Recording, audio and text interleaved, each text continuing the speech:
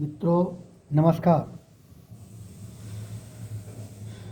मैं एक अपनी पुरानी घटना से अपनी बात को शुरू करने वाला हूँ।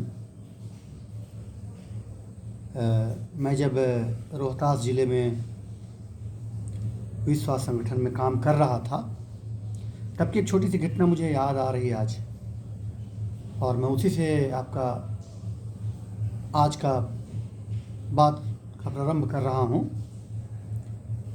उस समय रोहतास ज़िले में एक प्रखंड है चेनारी, जहाँ पर कई सारी पहाड़ियाँ हैं और पहाड़ियों के ऊपर में कुछ गांव हैं। उस समय वहाँ टीकाकरण कुछ कार्य चल रहा था और मैं WHO की तरफ से उनको मॉनिटरिंग करने के लिए, उनको जांचने के लिए, देखने के लिए गया हुआ था।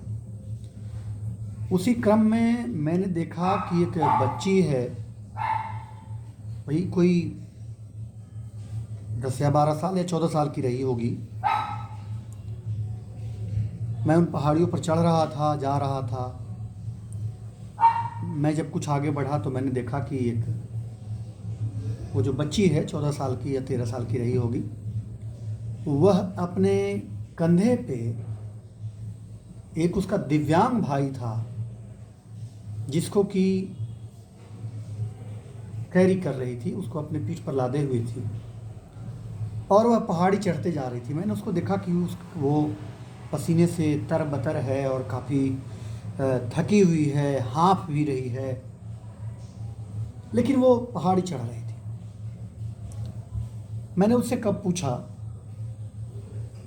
कि तुम ये लेके जा रहे हो, ये कौन है तुम्हारा? बोली मेरा भाई है। मैंने कहा कि ये तो बहुत भारी होगा और तुमको ले जाने बहुत दिक्कत हो रही होगी, तुम बहुत बहादुर हो। तो विश्वास नहीं करेंगे, उसने छूटते ही ये बात कही कि नहीं, यह जरा भी भारी नहीं है, ये मेरा भाई है और चूंकि ये भाई है इसलिए इसका बोझ मुझको जरा भी नहीं लग रहा। मैं तो अक्सर इसको लेके ऊपर जाया करती हूँ। मित्रों, ये घटना आज भी मेरे जेहन में है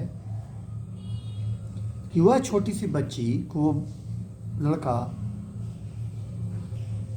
बोर भारी नहीं लग रहा था। कारण क्या था?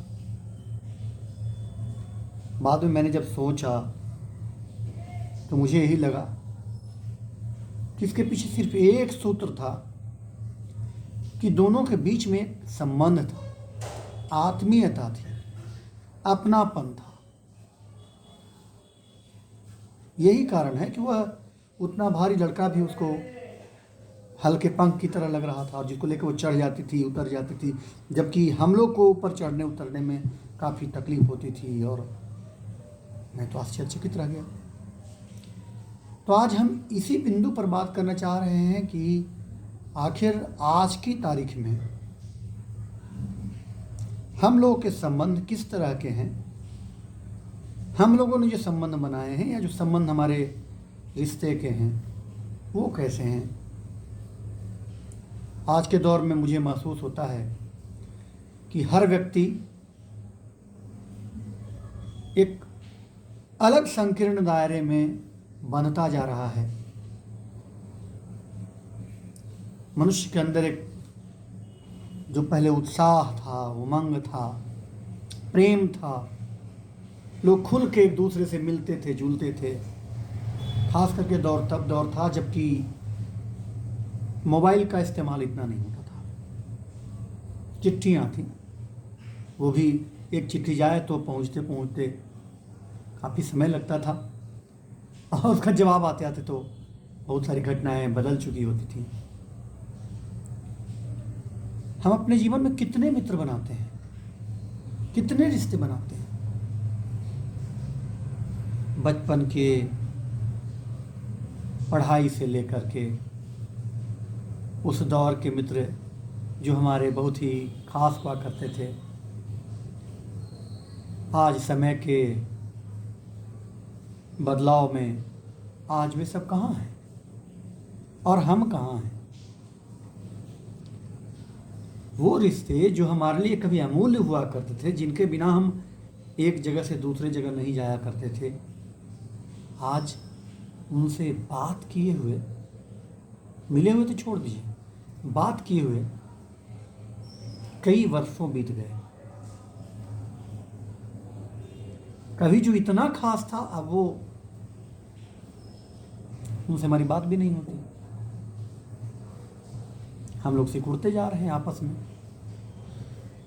उसके बाद कालांतर में जब कॉलेज में जाते हैं, वहाँ भी आपके बहुत सारे मित्र मिलते हैं। किस तरह के मित्र मिलते हैं ये तो अलग अलग और समय की बात है। कुछ मित्र ऐसे भी होते हैं जो कि आपको मिलते हैं और जीवन भर आपके स्मरण में रहते हैं, यादगारी में रहते हैं। बहुत तरह की मित्रता की अपनी अपनी यादें हैं, ख्यालें हैं। उसके बाद आप आगे बढ़ते हैं, प्रोफेशन में जाते हैं, नौकरी में जाते हैं, तो वहाँ भी आपको बहुत सारे लोग मिलते हैं जो आपको काफ़ी मददगार होते हैं। और एक समय में आपको लगता है कि इनके बिना हमारा जीवन संभव नहीं है। ये हमारे लिए बहुत ज़्यादा सहयोगी हैं। एक दांत कटी रोटी होती है, उनके बिना एक दूसरे के यहाँ लोग जा नहीं पाते थे, एक दूसरे के बिना रह नहीं पाते थे। फिर स्थान बदलता है, परिस्थितियाँ बदलती हैं, जब आप दूसरे कार्य क्षेत्र में जाते हैं तो वही पुराने मित्र जो शुरू में कुछ दिनों तक आपसे लगातार संपर्क में रहते हैं, बाद में उनसे संपर्क धीरे धीरे धीरे धीरे करता चला जाता है।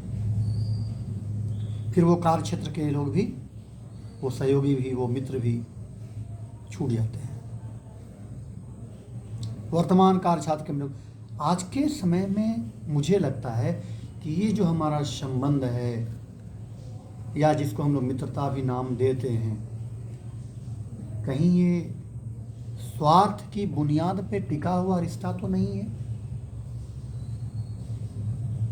जब तक हमारा आपसे, आपका हमसे स्वार्थ का नाता है, कुछ कार्य निकल रहा है, आपसे मेरा कुछ कार्य निकल रहा है, तब तक हम लोग कहते हैं कि ये तो हमारे बहुत अच्छे मित्र हैं।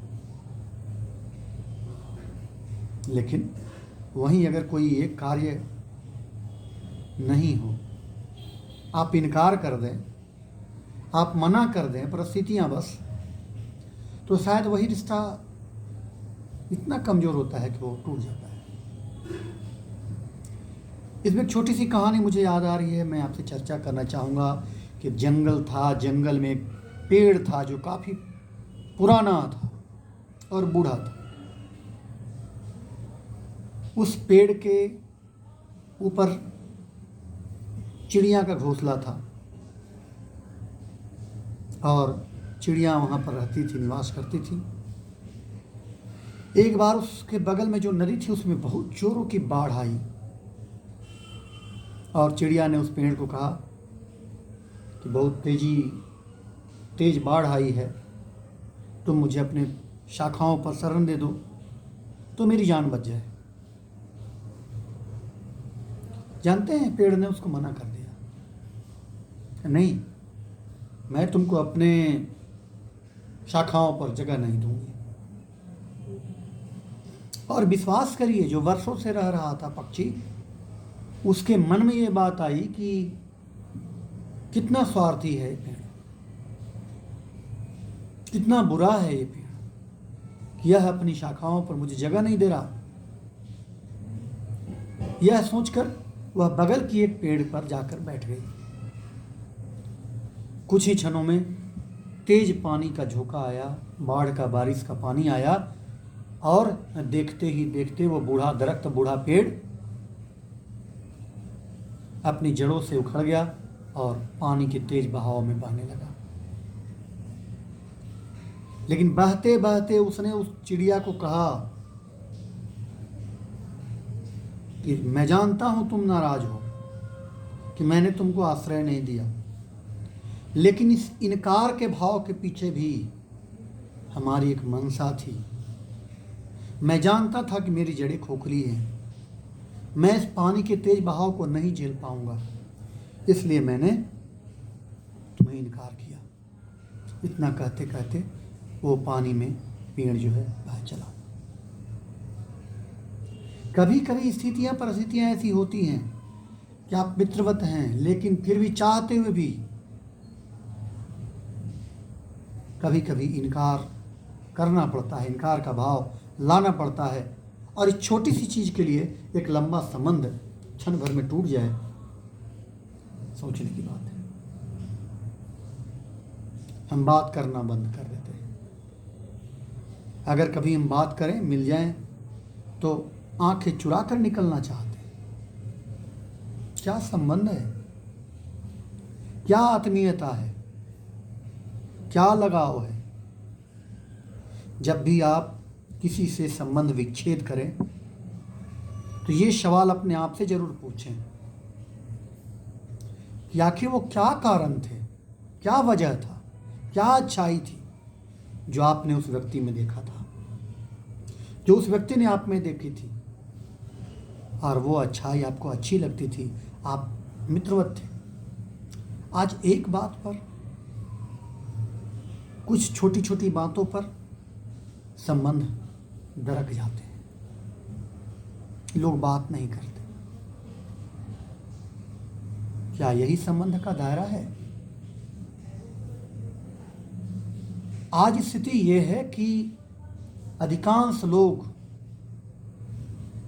मुस्कुरा तो रहे हैं, लेकिन उस मुस्कुराहट के पीछे भी उनका दर्द छिपा है। क्या कारण है कि एक समय था जब इतने सारे इष्ट मित्र और सारे लोग आपस में मित्रवत रहते थे। आज सभी लोग एक छोटे से डब्बे में, मोबाइल में खोए हैं, घंटों घंटों मोबाइल के स्क्रीन पर लगे हैं। एक आभासी दुनिया में हम जी रहे हैं। पहले पर्व त्योहार, अन्य कार्यक्रमों में लोग एक दूसरे के यहाँ जाते थे, आते थे, खाते थे, पीते थे और मिलते जुलते थे। अब ये सारी शुभकामनाएं मिलने के बजाय व्हाट्सएप से चलती हैं। अब अगर हम थोड़े जुड़े भी हैं तो मोबाइल और व्हाट्सएप से। कैसे इसमें सुधार हो? क्योंकि संबंध तो बहुत बड़ा आपको जीने का सहारा होता है। आज लोग एकाकी जीवन जीते हैं। पहले परिवार संयुक्त हुआ करता था। दादा दादी, चाचा चाची, पिता माता, भाई बहन, सारे लोग होते थे। एक संबल होता था। व्यक्ति एक दूसरे में बात करता था, मिलता था, जुलता था और अपने दुख दर्द भूल जाता था। धीरे धीरे अपने स्वार्थ की भावना के कारण ये परिवार खंडित होने लगे और एक समय आ गया, हम सब देख रहे हैं कि वह एक न्यूक्लियर फैमिली में बट के रह गया है। वह था पति पत्नी और बच्चों का परिवार। लेकिन इसका सबसे बड़ा खतरनाक स्थिति क्या आ रहा है कि आज पिता और पुत्र के बीच में नहीं बन रहा है, उनसे बात नहीं हो रही। माता और पुत्र के बीच में नहीं बात हो रहा। पति और पत्नी के बीच में संबंध खंडित हो रहे हैं। प्रतिदिन हम देख रहे हैं कि मुकदमा, दहेज, हत्या, क्या नहीं हो रहा। यानी ये छोटा सा जो न्यूक्लियर फैमिली था, उसमें भी संबंध की अब कोई भी स्थिति नहीं आ रही। यहाँ तक कि आज के तारीख में चारित्रिक पतन लोगों का भी हो रहा है। आप जिस पर 100% भरोसा कर रहे हैं, पता नहीं वो कल आपके साथ विश्वासघात करके कहीं और चला जाए। बहुत अकल्पनीय बातें हो रही हैं। तो संबंध को हम सुधारें कैसे? ये मूल बिंदु है। बैक होना पड़ेगा अपने पीछे के इतिहास में। कैसे सुधरेगा? सबसे पहली चीज़ है कि जिसको हमने छोड़ दिया। जितने इष्ट मित्र आपके हैं, जिनका आपके पास संपर्क है या नहीं भी संपर्क है, तो आप पता करें, कहीं न कहीं तो उनका सूत्र होगा। उनसे नंबर लें, उनसे बात करना शुरू करें। क्या पता वो भी आपको इतना ही याद कर रहे होंगे। दूसरी बात है कि आपके बहुत सारे जो संबंध वर्तमान में हैं, जो छोटी छोटी बातों को लेकर के, किसी न किसी कारण को लेकर के, गलतफहमी को लेकर के आज टूट रहे हों, उनसे आप एक बात की पहल तो करें। आज संबंधों का सबसे बड़ा रोड़ा व्यक्ति का ईगो है। एक बार किसी ने मेरी बात नहीं मानी, एक बार किसी ने मेरी बात को अच्छे से नहीं पालन किया, मना कर दिया, तो हो गया ख़त्म। इतना कमज़ोर रिश्ता।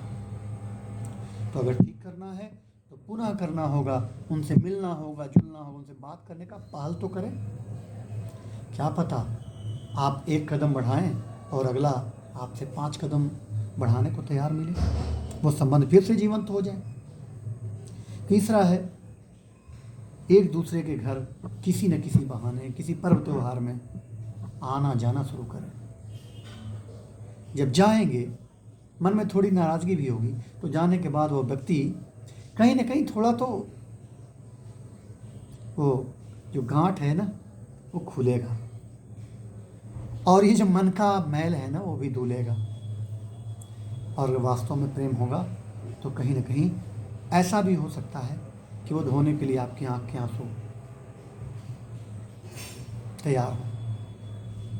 पुनः दोनों आप लोग उसी तरह मिले, आप सब उसी तरह मिले, वो संबंध बचा है। आज लोग कहते हैं कि डिप्रेशन में जी रहे हैं, एकाकीपन में जी रहे। क्यों? क्योंकि हम लोगों ने अपने आप को जंजीरों में कैद कर दिया है। तो मैं ये कहूँगा, संबंध चाहे अपने हों, खून के रिश्ते हों या मित्रवत हों, पहल करें। पहल करने से पूर्ण विश्वास है कि वो गांठें खुलेंगी, लोग मिलेंगे और आपके जीवन में हरियाली पुनः आएगी। बहुत सारे लोग हैं जिनसे आप हंस के भी अगर बात कर लें, मिल लें, हाय हेलो कर लें, तो अगले का दिन बन जाएगा। तो वीडियो काफ़ी लंबा हो जाएगा, इसलिए मैं आज आप सबको विश्वकर्मा भगवान की जो दिन है, विश्वकर्मा पूजा की हार्दिक बधाई देते हुए, और इसके लिए बधाई देते हुए कि आप सबने हमारे YouTube चैनल रजनधारी शर्मा ब्लॉग्स पर इतना सा प्यार लुटाया है कि ये 12,000 14,000 व्यू जो है हमारे यहाँ आ रहा है, 200-250 लाइक्स आ रहे हैं। ये सब आपका देन है, तो इसके लिए मैं आभार एक बार पुनः व्यक्त करता हूँ। और आप सबसे विनती करता हूँ कि अगर आप हमारा बात आपको अच्छा लगे या हमारे तरफ से कोई कमी रही हो, उसको माफ़ करते हुए, और आप आगे भी संबंध बनाए रखेंगे और एक दूसरे के चेहरे पर मुस्कान लाने की कोशिश करेंगे। इन्हीं बातों के साथ एक विनती करते हुए कि हमारे YouTube चैनल को भी लाइक करें, सब्सक्राइब करें और नए लोग तक पहुँचाएँ।